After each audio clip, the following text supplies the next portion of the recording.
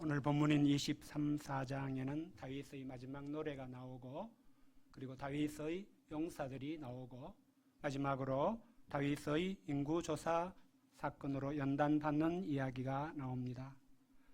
오늘 본문 말씀은 이제 사무엘서 전체적으로 보면은 부록에 속한다고 말씀을 드렸고, 또 오늘 이제 23~24장 말씀은 그러면서도 사무엘서의 결론에 해당되는 말씀인 것을 보게 됩니다. 하나님께서는 다윗의 마지막 노래를 통해서 하나님의 백성들의 왕은 어떤 사람이 되어야 하는가, 이것을 결론적으로 말씀해 주십니다. 또 다윗의 용사들을 통해서 하나님은 어떤 사람들을 기억하시고 인정하시는가, 소위 성경 전체적으로 보면은 생명책에 어떤 사람들이 기록될 것인가를 예시적으로 말씀해 주십니다. 마지막으로 다윗의 인구조사 사건을 통해서 하나님 앞에서는 그 어떤 사람이라 할지라도 구원을 얻기 위해서 필요한 것이 무엇인지를 결론적으로 말씀해 주십니다. 그리고 오늘 말씀을 통해서 이에 대해서 배우고 또 사무엘서의 은혜를 마음에 간직할 수 있게 되기를 바랍니다. 첫째, 다윗의 마지막 노래 23장 1절부터 7절입니다. 다윗은 구약 성경 시편의 절반 가까이, 학자들에 따라서는 48%를 다윗이 지었다, 73편의 시를 다윗이 지었다, 이렇게 보기도 합니다. 그런 시편을 지었을 정도로 많은 노래를 만들어 하나님을 찬양했습니다. 오늘 본문 23장 1절에 다윗의 마지막 말이라고 나온 것은 다윗이 만든 마지막 노래라는 뜻이기도 합니다. 노래는 어느 시대나 유용하고 영향력이 있습니다. 현 시대에 가장 많은 세계 사람들에게 영향을 주는 그런 사람은 대중가수가 아닐까 싶습니다. 우리나라의 BTS도 그런 사람이겠죠. 다윗이 만든 마지막 노래의 주제는 하나님의 백성을 섬기는 왕은 어떤 왕이 되어야 하는가라는 것이었습니다. 비록 다윗이 1인칭으로 자신에 대해 노래하지만 이는 근본적으로는 하나님이 다윗을 통해서 하나님의 이야기를 하는 것으로 우리는 이해할 수 있어야 됩니다. 다윗을 보면 자신을 이새의 아들로 소개하며 노래를 시작합니다. 한마디로 자신이 대단한 가문에서 태어난 대단한 사람이 아니었다는 것을 처음부터 밝히는 것입니다. 태어나서 보니 우리 아버지가 왕이던데요 하고 금수저를 문 사람이 아니었습니다. 하나님께서 그를 높이 세우지 않으셨다면, 하나님께 기름 부음을 받지 않았다면 그도 이름도 빛도 없는 사람 중의 하나가 되었을 것입니다. 그는 자신이 이스라엘의 노래 잘하는 자가 된 것도 하나님이 주신 은사인 것을 알았습니다. 그래서 다윗은 그 은사로서 평생에 하나님을 찬양하고 하나님께 영광을 돌렸습니다. 다윗은 하나님께서 주신 이 은사로 마지막 노래를 지어서 하나님께 영광을 돌리고 있습니다. 다윗이 이 노래에서 말을 하려는 것은 하나님의 영으로 자기를 통하여 말씀하신 것이었습니다. 자기가 한평생 살고 보니 깨닫게 되는 것, 중요하게 여겨지는 것이 생각이 나서 이 노래에 담았다고 하는 것이 아닙니다. 하나님은 항상 다윗 자신에게 말씀하셨습니다. 왕은 사람을 공의로 다스리며 하나님을 경외함으로 다스려야 된다. 다윗, 다른 거 생각하지 마. 공의로 다스리면 돼. 나를 경외하며 다스리면 돼. 하나님 항상 이렇게 말씀하셨다는 것입니다. 다윗은 마지막 노래를 통해 하나님의 백성들의 왕들에게 딴 거 없어요, 이거 한 가지만 알면 돼요, 이렇게 하는 것입니다. 여기에 나오는 공의는 하나님이 옳다고 하시는 것을 말합니다. 사람들을 보면 각자 자기의 소견대로 무엇이 옳다는 생각이 다 있습니다. 내가 옳다고 해서 다른 사람이 다 틀린 것이 아니라고 할 수 있습니다. 각자 다 옳을 수 있어요. 그러나 정말 옳은 것이 무엇인가, 모든 상황에서 옳은 것을 정하실 수 있고 판정하실 수 있는 분은 오직 하나님이십니다. 하나님은 하나님의 백성의 왕이 하나님이 죄송합니다. 제가 오늘 목이 좀 잠겼습니다.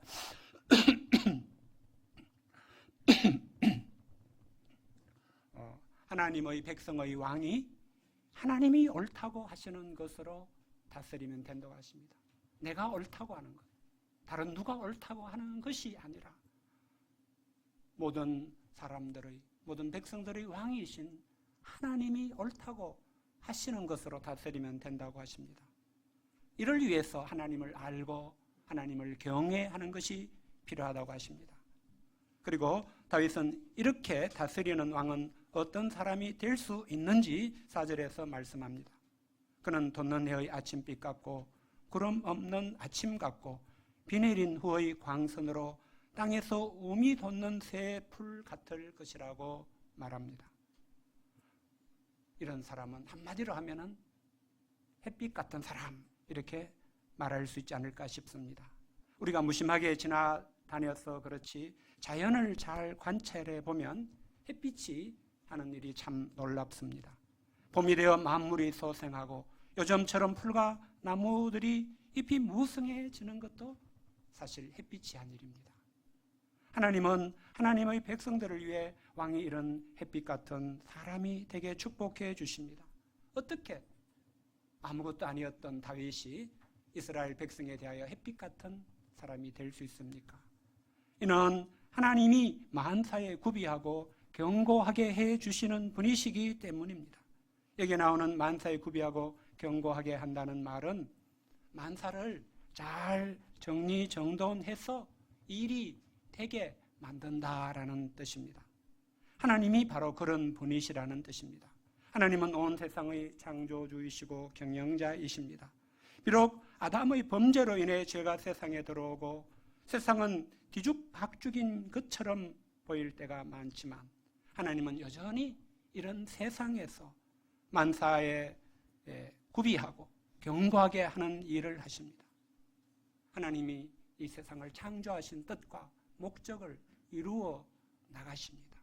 심판을 완성하시고 구원을 완성하시는 일을 줄기차게 이루어 나가십니다. 예수님은 이 하나님을 바라보신 것을 우리가 연초에 지난 말씀으로 배운 바가 있습니다.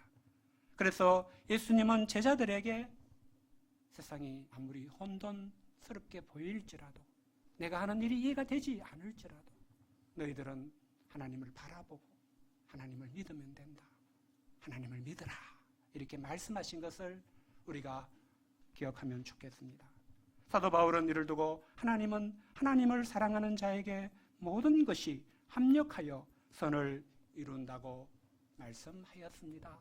때로 우리 인생에서 겪는 일들 중에 무익하고 너무나 힘들고 없었으면 좋은 일들조차도 하나님은 선을 이루는 일에 그것을 사용하실 수 있는 분이십니다.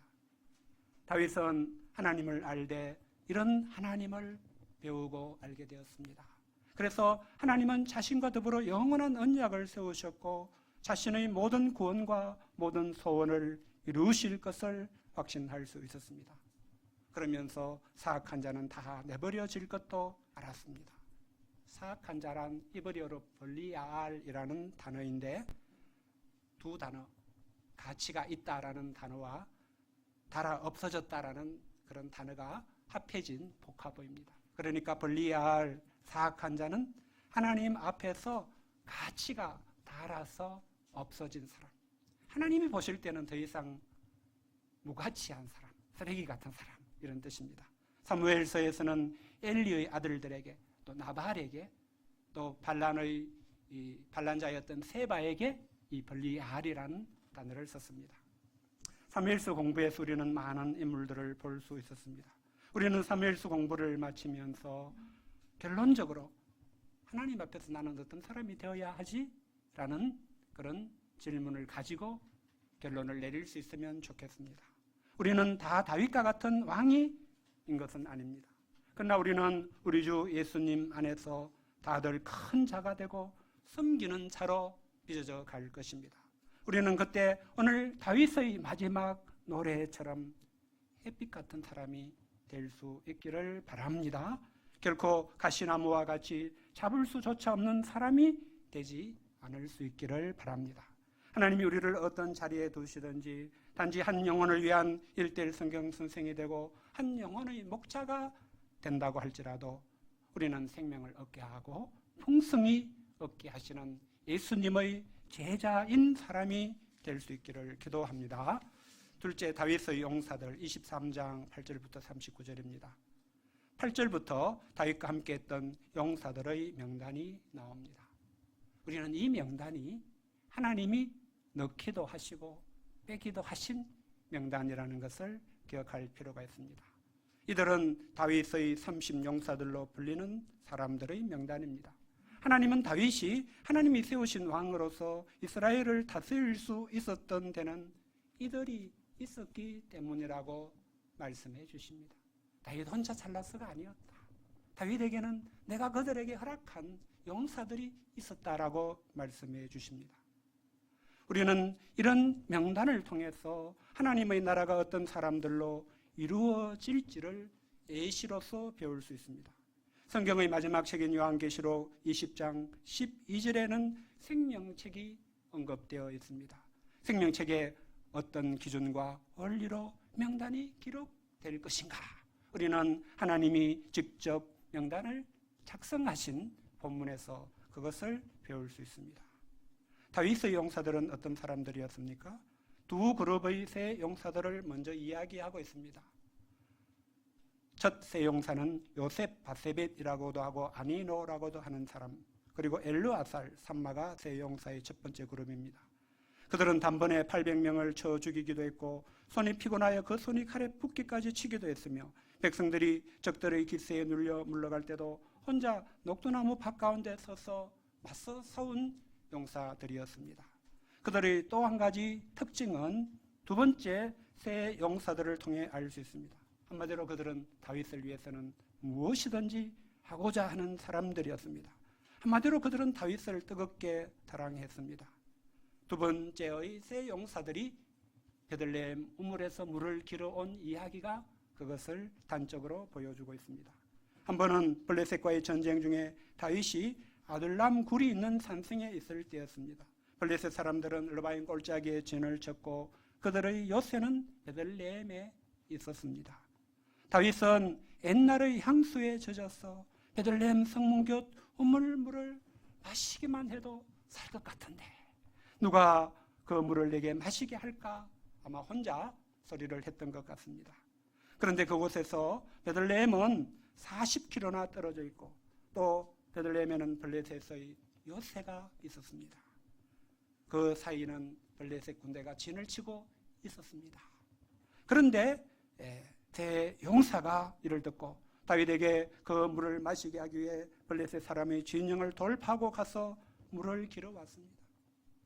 다윗을 위해서, 다윗이 마시고 싶어하는 시원한 우물물 한 그릇을 구하기 위해서 그들은 왕복 200리를, 그것도 적진을 돌파하고 물을 구해왔다는 이야기를 하고 있습니다. 다윗은 그들이 길어온 물을 차마 마시지 못했습니다. 그 물이 자기를 위하여 목숨을 걸고 갔던 세 용사의 피와 같음을 깨달았기 때문이었습니다. 다윗은 그 물을 여호와께 부어드리고 다시는 그런 일을 만들지 않고자 했습니다. 이런 이야기들은 다윗의 용사들이, 소위 30용사로 불리는 다윗의 용사들이 어떤 사람들이었는가, 특징이 무엇이었는가를 이야기한 것입니다. 그들은 용맹한 사람들이었습니다.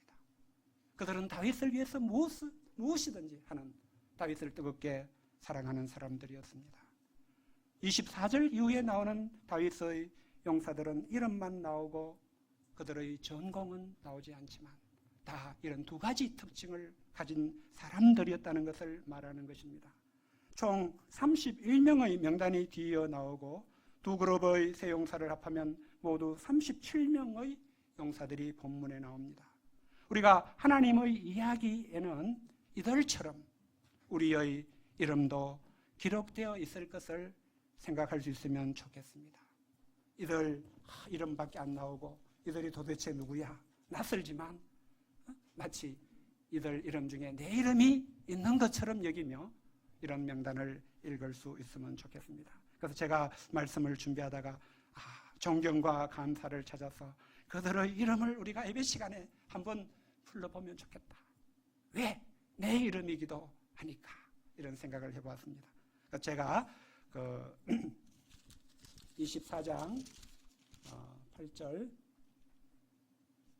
23장이죠. 23장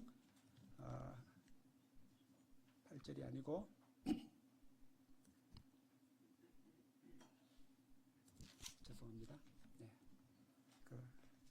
24절부터 우리가 24절부터 성경을 펴서 제가 한 사람을 찾으면 여러분들은 그 다음 사람을 찾아서 제가 아사엘 하면은 엘하난 이렇게 하고 강의 안에는 사실 제가 다 안내를 해놨습니다. 1번부터 31번까지 번호를 붙여놨거든요. 강의 안에 있는 분들은 강의안을 보시고 없는 분들은 성경을 펴서 우리가 31명의 이름을 존경과 감사의 마음을 담아서 한번 함께 말해보면 좋겠습니다. 제가 시작합니다. 아사헬, 삼훗, 헬레스, 아비에셀, 살몬, 헬렙, 버나야, 아비알본, 엘리아바, 삼마, 엘리벨렛, 헤스레, 이갈, 셀렉, 이라, 그리고 마지막 한 사람은 같이 우리야.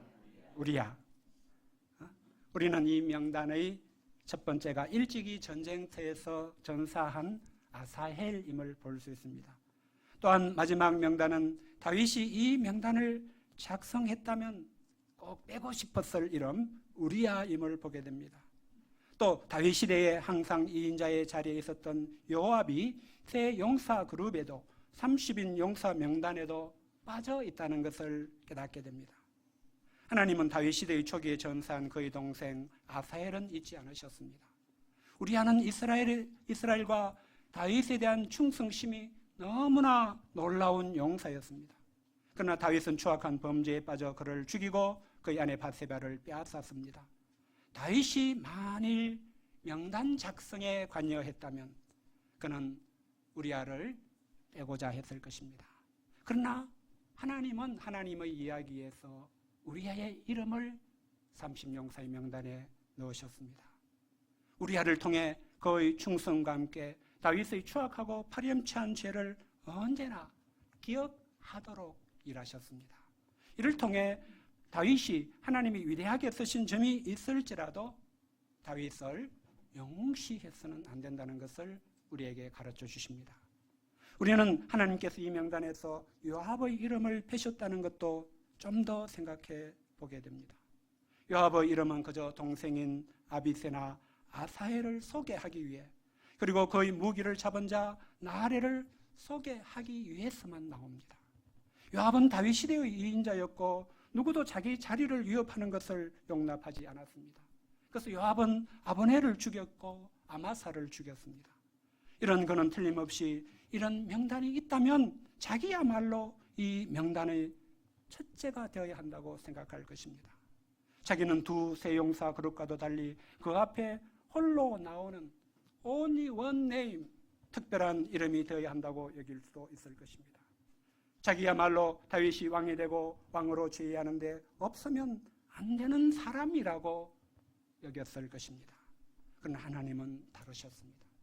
하나님은 요압의 이름을 명단에서 빼셨습니다. 하나님 편에서는 요압을 어떻게 보아야 하는가 우리에게 말씀하십니다. 하나님은 분명히 다윗 시대에 요압을 쓰셨습니다. 그의 있는 모습 그대로를 사용해 주셨습니다. 그러나 하나님은 이 명단을 통해 꼭 요압이 있어야만 내가 내 일을 할 수 있는 것은 아니야 라고 말씀하십니다. 세례요한이 바리새인들과 사두개인들에게 하나님은 능히 이 돌들로도 아브라함의 자손이 되게 하실 수 있다고 했을 때도 같은 맥락입니다.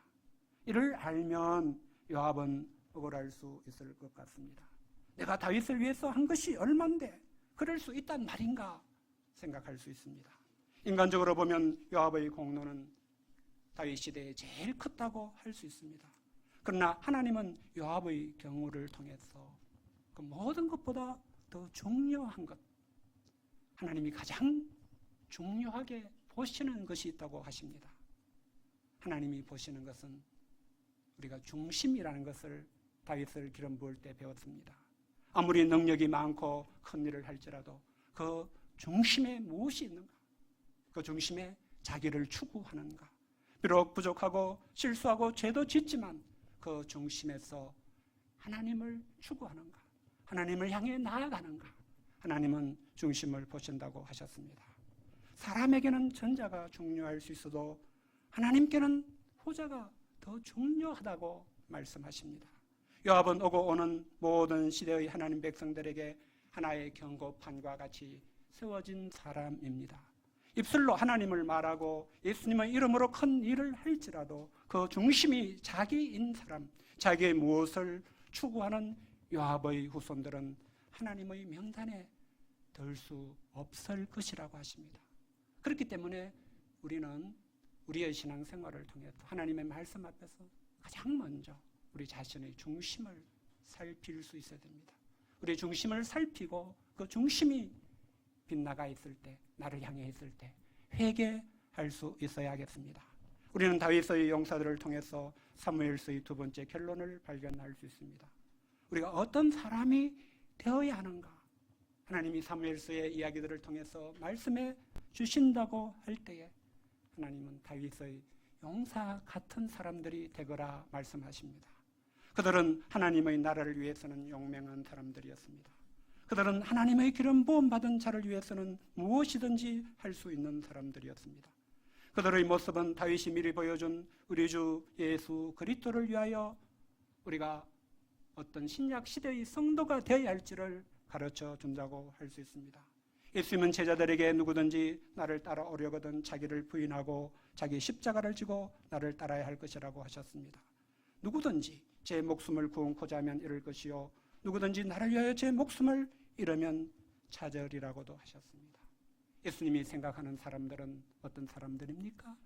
예수님을 위하여, 주님과 그 복음을 위하여 용감한 사람들입니다. 예수님을 위해서 무엇이든지 할 수 있는 사람들입니다. 예수님이 자기를 위해서 자기 목숨을 버리신 사랑의 주님이시기 때문입니다.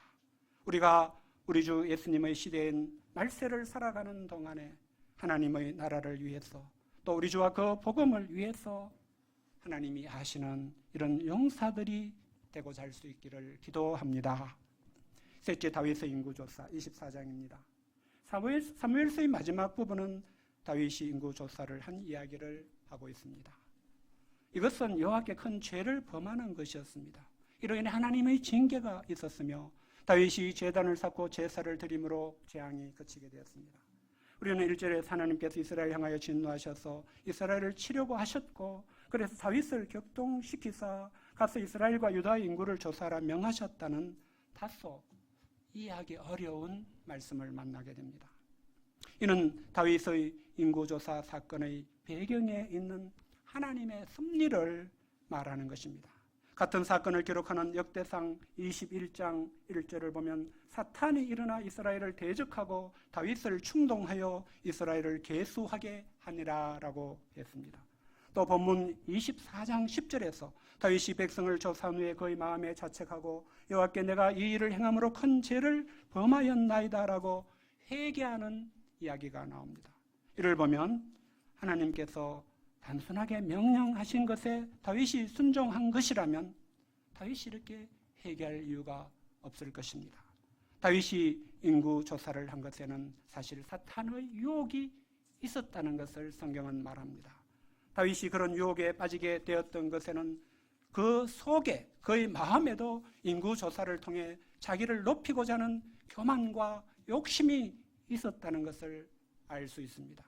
그럼에도 다윗은 그런 인구 조사를 하기 원했고 그래서 그 모습을 갖추기 위해서 하나님이 명령하신 것으로 만들었 것도 알 수 있습니다.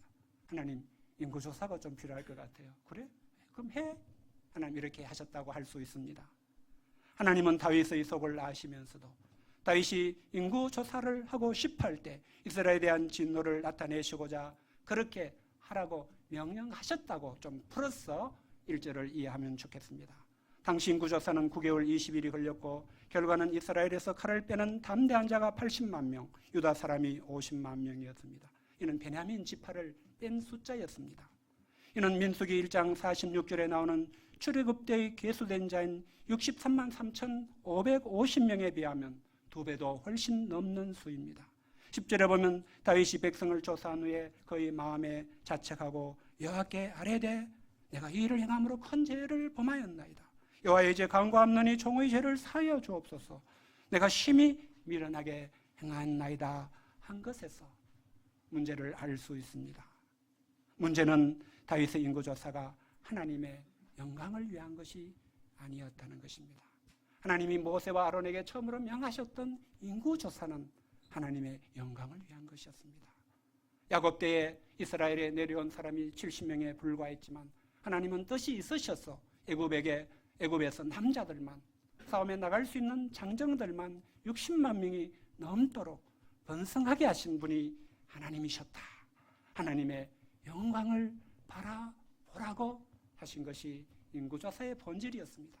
다윗이 이제 그런 인구조사를 자기 영광을 위해서 내가 이스라엘이 왕이 됨으로써 이스라엘이 얼마나 부강해졌는가, 얼마나 자녀를 많이 낳고 용사들로 키워냈는가, 이것을 보여주고자 했던 것을 짐작할 수 있습니다. 다윗은 감히 교만한 마음을 먹고 하나님과 맞먹는 자리에 있고자 했던 것이 어썸을 하나님처럼 되려는 그런 지경에까지 갔던 것을 짐작할 수 있습니다. 그런데 다윗이 그래도 중심을 보면 훌륭한 점은 곧 그 죄를 깨닫고 회개했다는 것입니다. 하나님은 다윗의 인구조사에 대해 이미 두신 뜻대로 행하셨습니다. 선지자 갓을 보내 다윗에게 3가지 재앙 중에 하나를 택하게 하십니다. 7년 기근이 있을지, 다윗이 원수에게 석 달을 쫓겨 도망할지, 사흘 동안 전염병이 있을지를 택하라고 하셨습니다. 다윗은 이미 3년 기근을 겪어보았습니다. 또 사울과 압살롬에게 쫓겨 도망하는 비참한 처지도 겪어보았습니다. 그런 것은 너무 힘든 것이고 다시는 겪고 싶지 않은 것이었습니다. 그렇다고 왕으로서 자기 백성에게 전염병이 있게 해달라고 택할 수도 없었습니다. 그래서 다윗은 갓에게 오늘 우리가 읽은 5절 말씀에서처럼 이렇게 말합니다. 내가 고통 중에 있도다. 청하건대 여호와께서는 긍휼히 크시니 우리가 여호와의 손에 빠지고 내가 사람의 손에 빠지지 아니하기를 원하노라. 나는 하나님의 긍휼히 크심을 아는 것 한 가지밖에 붙들 것이 없군요. 하나님께서 긍휼히 여기심으로 주시는 재앙을 택하겠습니다. 다윗은 하나님의 긍휼이 크시다는 것 한 가지를 그때 기억했습니다. 하나님의 손에 빠지는 것은 7년 기근이 될 수도 있고 사흘 동안의 전염병이 될 수도 있을 것입니다. 하나님이 이때 이스라엘에게 전염병을 내리셨고 이로 인해 백성의 죽은 자가 7만 명이었습니다. 우리는 본문에서 하나님께서 이스라엘에게 왜 진노하셔서 재앙을 내리시고자 하셨는지 그 재앙의 원인이 된 죄는 말씀하고 있지 않은 것을 볼 수 있습니다. 학자들은 아마도 압살롬의 반란에 온 이스라엘이 가담한 것에 대해서, 세바의 반란에 온 이스라엘이 가담한 것에 대해서 하나님은 징계하고자 하셨던 것으로 이해하기도 합니다. 이런 가운데 하나님께서는 크신 긍휼로 천사가 예루살렘을 향하여 손을 들어 멸하려 하는 것을 멈추게 하셨습니다. 동시에 다윗도 24장 17절에서 보듯이 하나님께 간구를 드렸습니다. 나는 범죄하였고 악을 행하였거니와 이 약무리는 무엇을 행하였나이까? 청하건대 주의 손으로 나와 내 아버지의 집을 치소서. 하나님, 차라리 저희 집과 저를 치시더라도 백성들은 살려주십시오. 왕으로서 기도했습니다. 역대상 21장 18절에는 하나님께서 이때 갓을 통해 다윗에게 여호와를 위하여 제단을 쌓으라고 명하셨습니다. 다윗은 아라우나에게 타작, 마당과 번제를 위한 소를 사고 그곳에서 여호와를 위하여 제단을 쌓고 제사를 드렸습니다.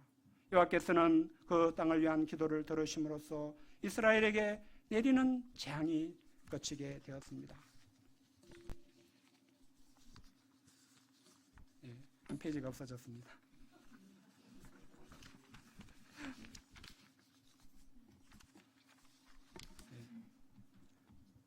큰일 났습니다.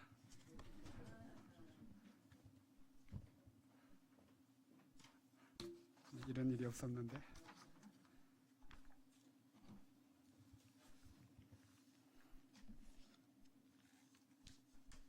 우리는 마지막 인구조사의 이야기로 사무엘상하가 끝나는 것을 보고 있습니다.